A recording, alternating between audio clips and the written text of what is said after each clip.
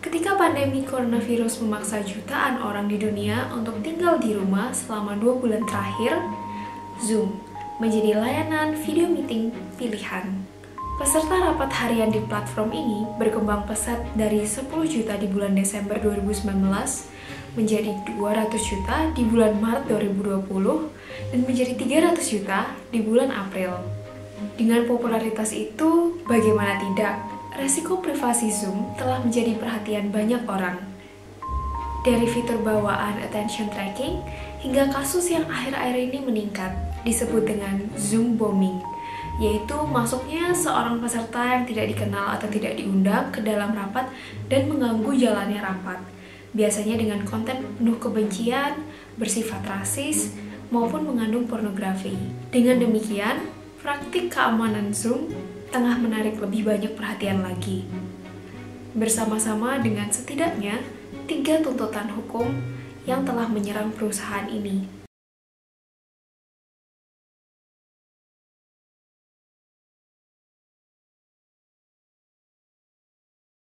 Hai semuanya, berjumpa kembali dengan Irena di channel ini. Zoom tiba-tiba jadi booming banget. Hampir semua orang legit pakai Zoom karena dia beda dari grup call biasa, bisa menampung baik banget orang dan sistemnya bukan seperti call ya, lebih kayak meeting. Jadi ada meeting ID-nya, terus orang bisa join dan bisa baik banget. Kalau aku baca di websitenya itu bisa sampai 10.000 peserta.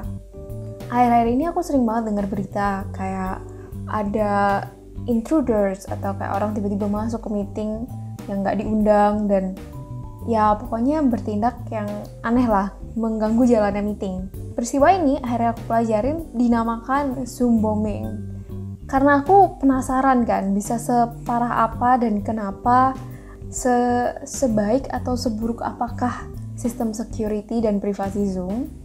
Akhirnya aku baca-baca banyak banget dan ini aku mau diskusiin tentang hasil berita yang aku baca. Ini lengkap mulai dari, aku baca berita tuh mulai dari tanggal 26 Maret sampai terakhir kemarin, 28 April.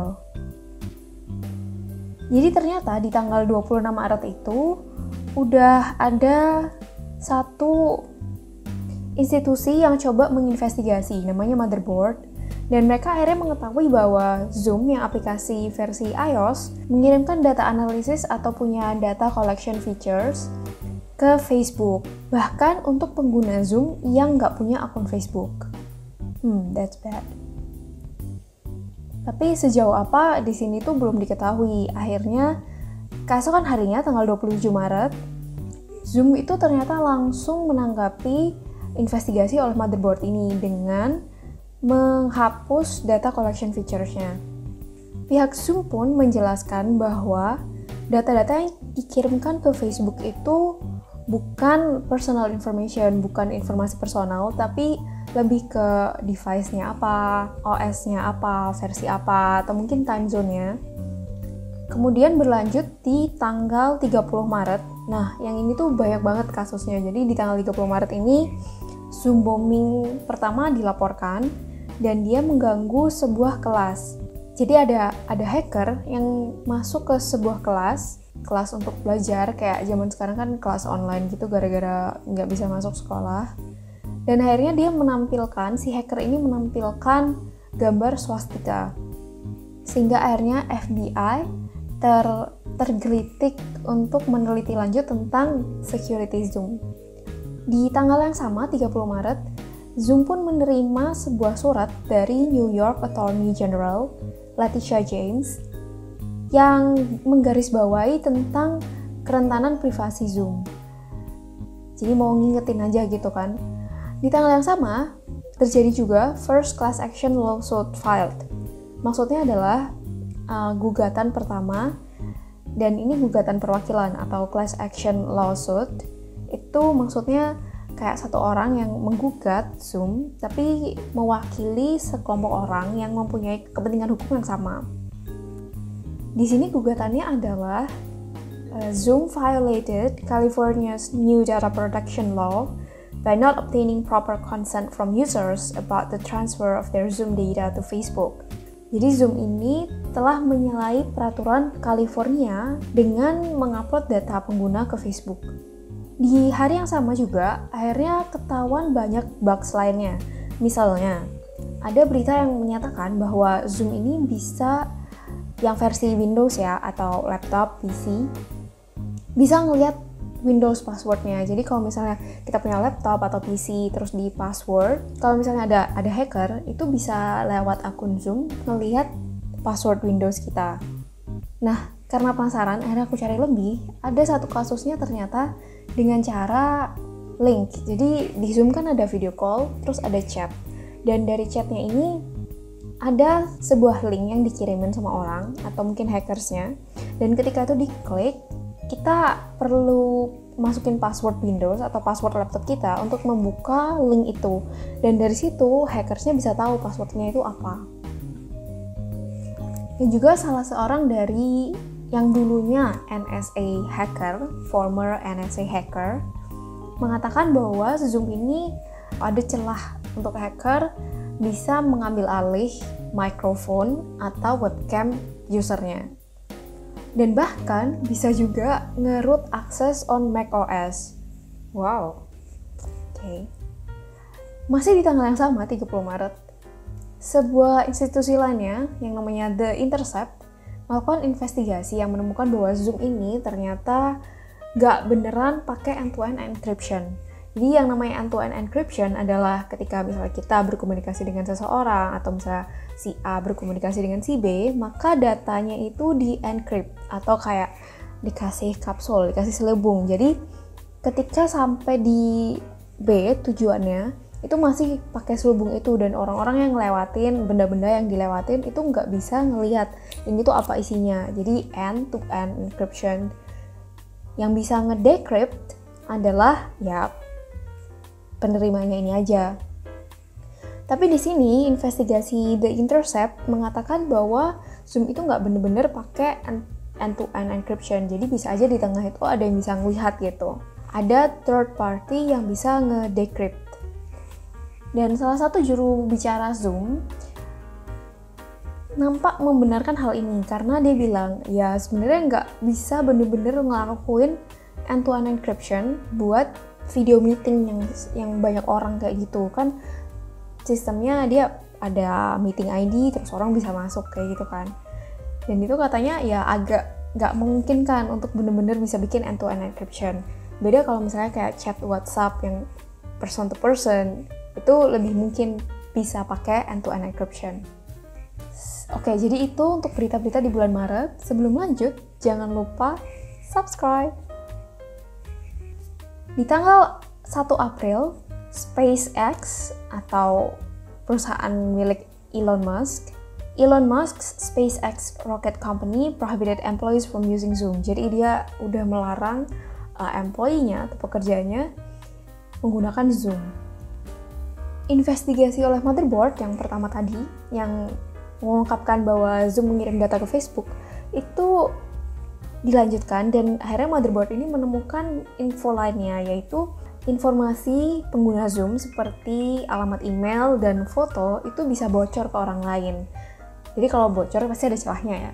Celahnya adalah Zoom ini kan video meeting, jadi pasti ada hostnya kan yang ngadain, dan ternyata yang ngadain itu bisa melihat data-data kayak email address dan foto para peserta meetingnya itu, dan dari situ itulah celah bisa membocorkan ke orang lain. Jadi bukan berarti hostnya yang membocorkan, tapi seenggaknya ada celah di mana orang tuh bisa ngelihat data-data berupa alamat email dan foto orang lain ya di situ.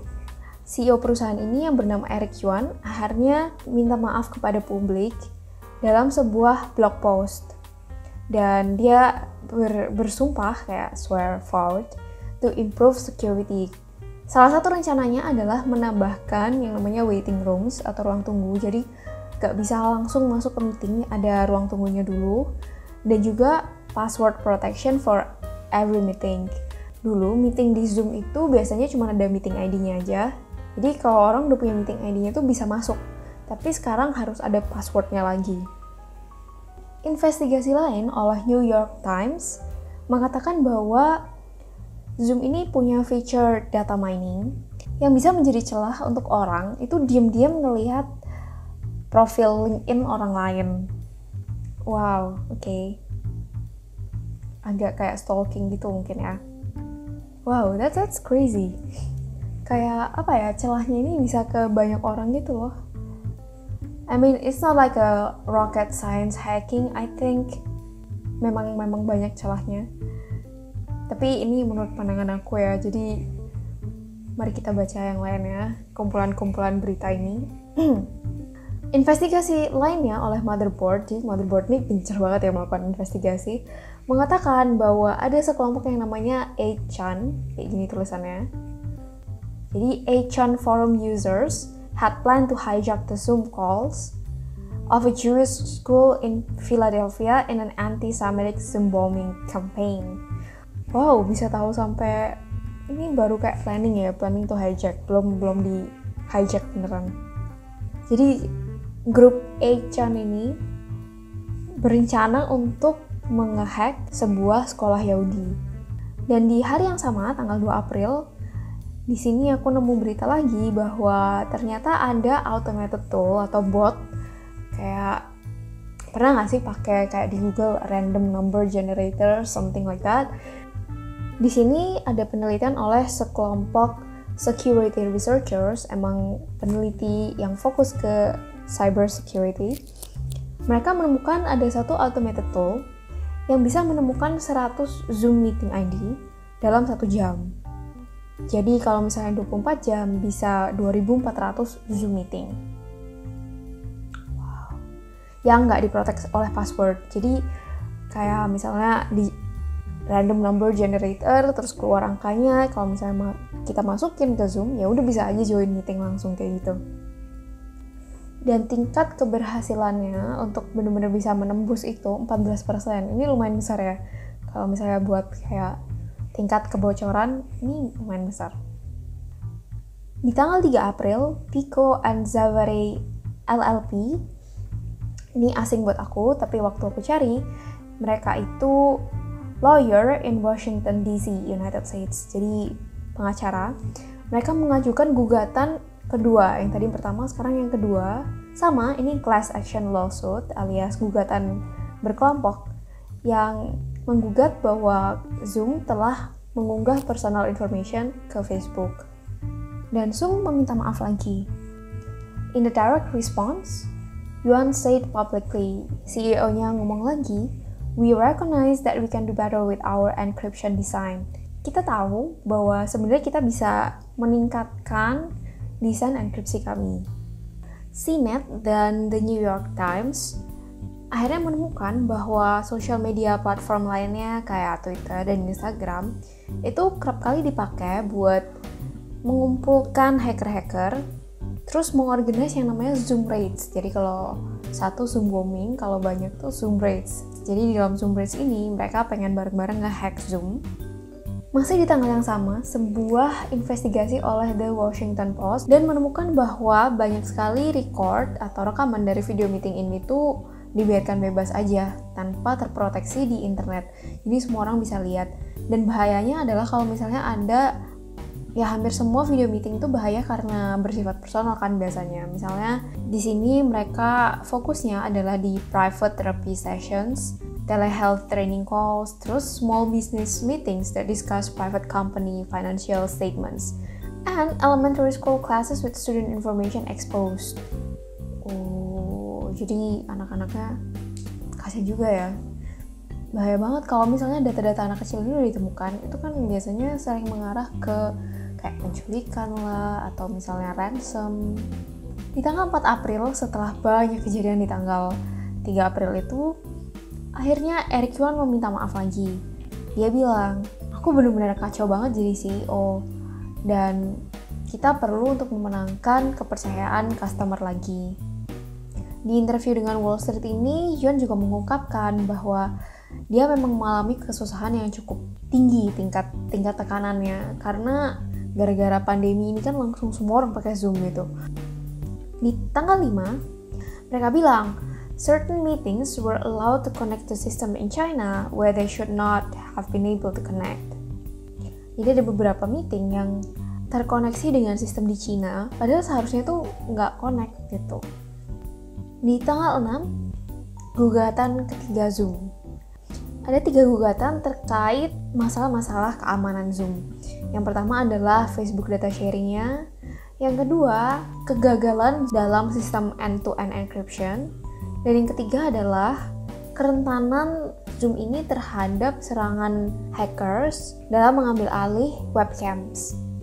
Dalam sebuah surat terbuka, The Electronic Privacy Information Center atau Independent Non-Profit Research Center di Amerika meminta Federal Trade Commissions, ini sebuah lembaga di Amerika juga yang misi utamanya adalah menegakkan hukum untuk melindungi konsumer.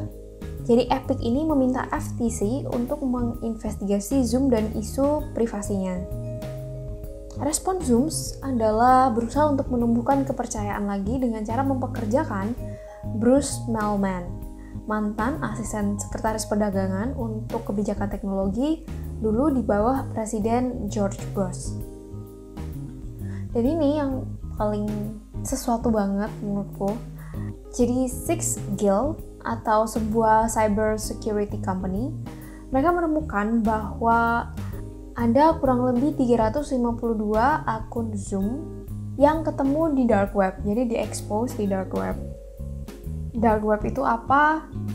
Dark web adalah bagian dari internet yang nggak kelihatan ke search engine biasa, mungkin kayak Google atau Yahoo, Bing, whatever that is, dia nggak kelihatan, jadi dia kayak forum that goes underground. Akhirnya banyak sekolah, terutama di New York, yang mulai nge-ban Zoom, jadi nggak pakai Zoom lagi. Di tanggal 7 April, Taiwan akhirnya mulai nge-ban Zoom untuk keperluan pemerintahan. Jadi kalau ada meeting-meeting pejabat pemerintah, dilarang pakai Zoom, dan mereka mengalihkannya mungkin ke Google atau Microsoft. Di tanggal 8 April, aku nemu berita yang namanya AI Zoom Bomb. Ini sekelompok orang, dan salah satunya itu berusaha menjadi hacker dengan cara dia pakai AI buat mereplikasi muka Elon Musk. One second. Hey guys. Hey.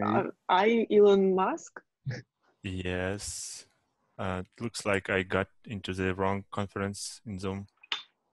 Kemudian Yuan sebagai CEO, dia akhirnya mengumumkan bahwa akan mengadakan webinar atau web seminar mingguan di YouTube channel untuk lebih kayak training cara penggunaan Zoom yang aman, kurang lebih kayak gitu.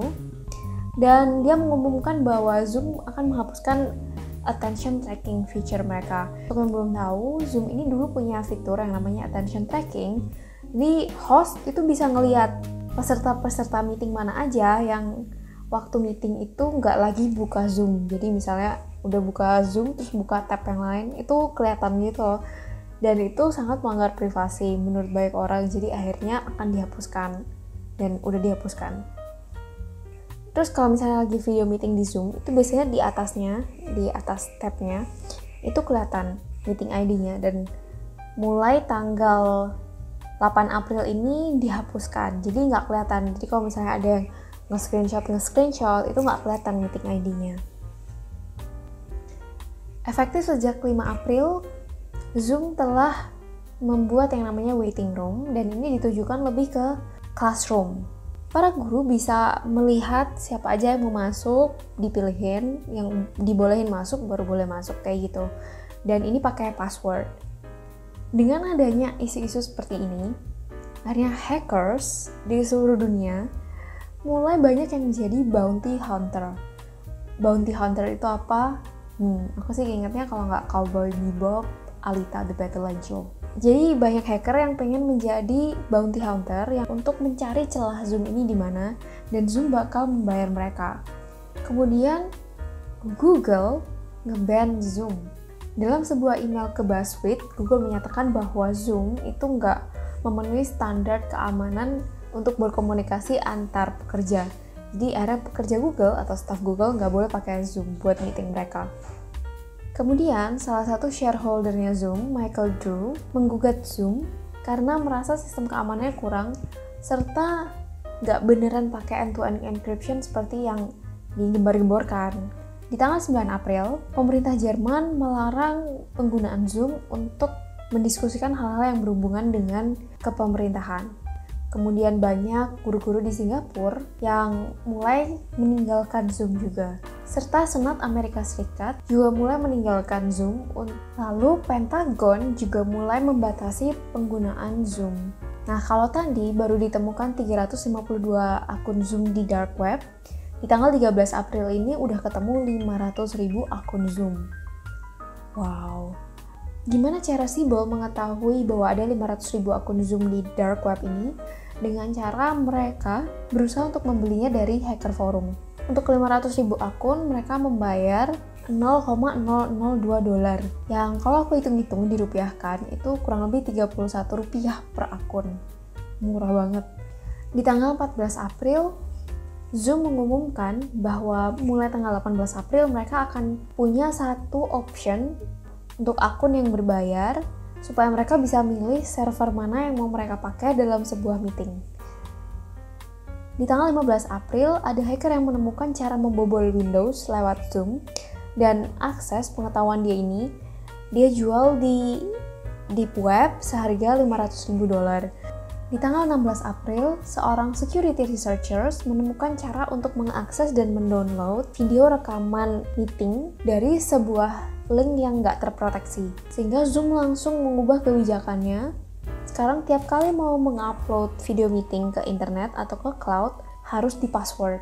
Kemudian Zoom juga merekrut banyak orang, misalnya kayak yang dulunya hacker atau sejenisnya, untuk benar-benar cepet-cepetan nyari celah lagi. Jadi kalau ketemu celah lagi, lapor, dibayar, dibenerin. Mereka mau bikin sistem kayak gitu.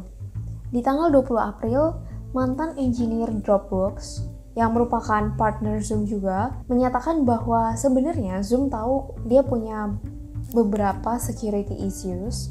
CEO Eric Yuan mengakui dan meminta maaf karena mereka dulu kayak menganggap remeh situasi ini. Kemudian akhirnya untuk menanggapi hal itu, Zoom memperkenalkan satu fitur baru yaitu user report. Jadi ketika ada meeting dan ada yang ganggu, itu bisa langsung diklik report user. Di tanggal 21 April ada kabar baik, yaitu UK Parliament. Mereka memutuskan untuk tetap memakai Zoom. Yay. Namun ada kabar buruknya juga, jadi ada suatu Holocaust Memorial yang diadakan oleh kedutaan Israel di Jerman, dan ada hacker yang masuk dengan banyak anti-Semitic slogans dan foto-foto Adolf Hitler. Wow. Di tanggal 22 April, Zoom mengumumkan security updates-nya, dan lumayan banyak, terutama di bagian seperti enkripsi atau pengaturan password untuk penyimpanan video rekaman meeting di cloud. Di tanggal 23 April, akhirnya marak sekali berita tentang Zoom bombing. Jadi banyak sekali sekolah yang melaporkan bahwa terjadi Zoom bombing, dan di sekolah yang namanya Fresno State, terus ada Bakersfield College, ada Berkeley High School, Georgia Middle School, terus ada Elementary School Class in Utah, dan juga Oklahoma State Board of Education. Kurang lebih kebanyakan itu, ini kan kelas, jadi ada guru ngajar, ada murid-muridnya, kemudian ada satu hacker yang masuk dan menampilkan gambar-gambar tidak senonoh atau pornografi. Dan ini juga terjadi di Indonesia. Sebenarnya aku nggak paham, jadi maksud mereka itu apa? Kalau misalnya hacker untuk ingin melakukan penculikan atau pemerasan, pencurian data, oke, itu masuk akal. Tapi kalau untuk masuk ke kelas dan menampilkan gambar-gambar yang nggak pantas kayak gitu, mereka tujuannya untuk mengganggu, tapi nggak punya keuntungan buat diri sendiri. Itu udah susah-susah ngehack, tapi tujuannya untuk mengganggu, kadang nggak masuk gitu loh di otak. It does not make any sense. They just wanna disturb someone. That's bad. Atau mungkin pengen ikutan belajar bareng tapi nggak mampu, jadi I don't know. What do you think, guys? What do you think? Please comment down below.